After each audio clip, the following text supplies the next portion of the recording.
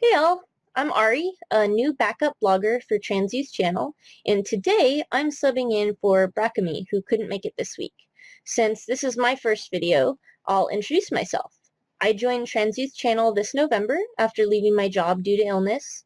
I'm transgender, identifying as neutroid or neutral gendered, and use they, them pronouns. I look forward to getting to know you all. Before we get started, I just want to remind everyone that Giving Tuesday is upon us.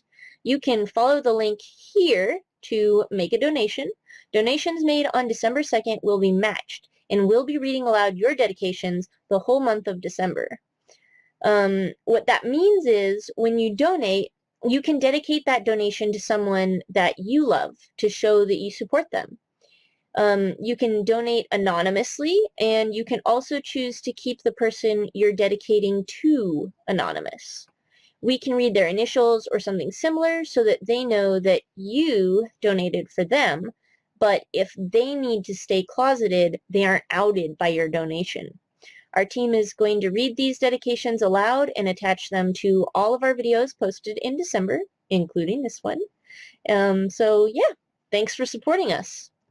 This week's topic is surviving the holidays.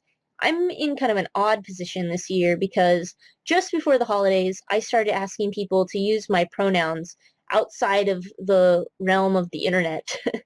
I've been out as trans for about 5 years now, but previous to this, I always told people, male nouns, no pronoun preference. So this is kind of a change for me.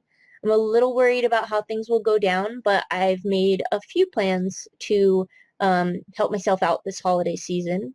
First off, my partner works through Christmas this year, and he also worked through Thanksgiving. Having him with me to help me assert my pronouns and just feel like I have backup would have been really great, but he couldn't get time off. My immediate family knows my pronouns now, and I could tell they were kind of uneasy, but I think they want to be supportive.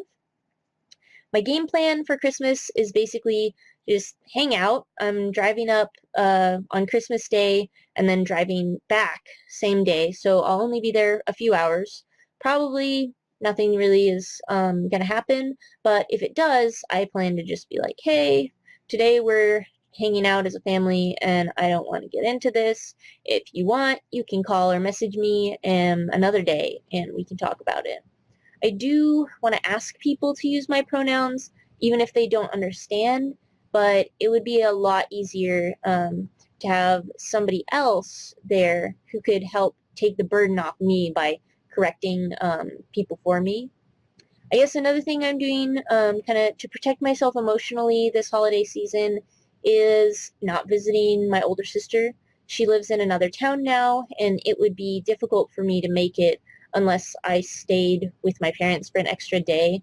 But the real reason I don't want to go is that she's not a very accepting person. I know the only way for me to go to dinner at her house on Christmas Eve would be if, like, my family uh, and see my family would be if I sacrificed my choice to use my pronouns in real life.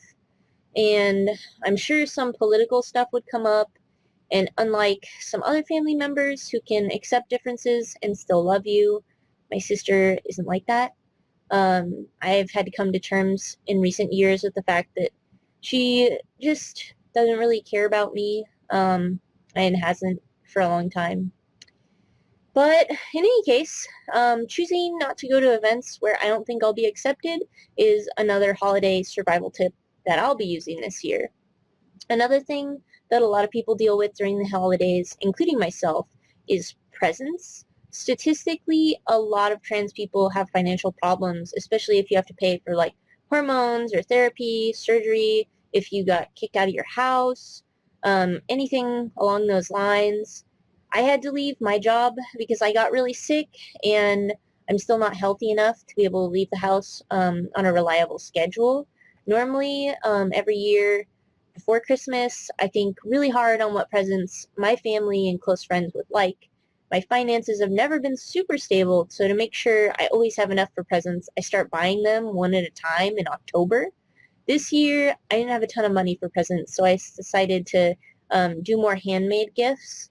So like, I'm an artist, so um, I, I'm giving out some prints of these fractal flowers I made to people I think might like it, and for those who I'm not sure whether they would like that kind of thing. I tried to buy a couple of things like in the week before Christmas because everything goes on sale. None of the stores want to have all of their stock, their Christmas stock left over after the holiday season. So just a tip, that's a good time on getting stuff.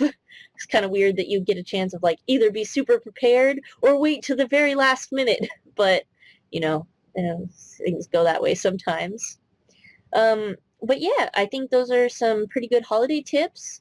If family starts picking a fight about your identity on Christmas, you can tell them this isn't really the time. We can discuss this after Christmas if you feel like that's necessary. You can pick and choose what holiday events you go to based on your own safety.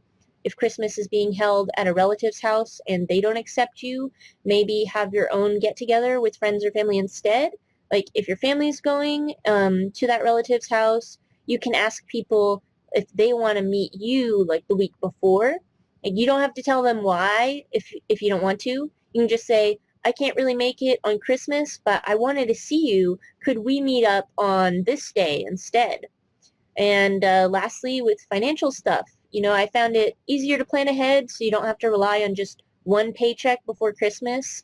Making handmade gifts can be a great way to save money. I bought some wrapping paper at the dollar store, which might be a good option if you don't have a ton of presents to wrap. Another great way to save on Christmas is to, like make a custom Christmas card and just print them out and send them to everybody. You only have to draw like one thing, but then it can cover your whole spectrum of people. If you can't draw very well, there are a lot of options for Christmas card type stuff. Like fractal art that I mentioned before is computer generated, so you just have to mess around with a couple some settings on them, and you can make some really cool stuff. And there's free programs and free tutorials online, so it doesn't require very good hand-eye coordination. Like if you injured your hand or otherwise can't use them very well, or just you don't have your art process normally takes too long and you don't have a lot of time coming up on the holidays. If you want any other holiday tips, Matthew's Place is our organization this week, and they have a fully fleshed out holiday survival guide, link in the comments.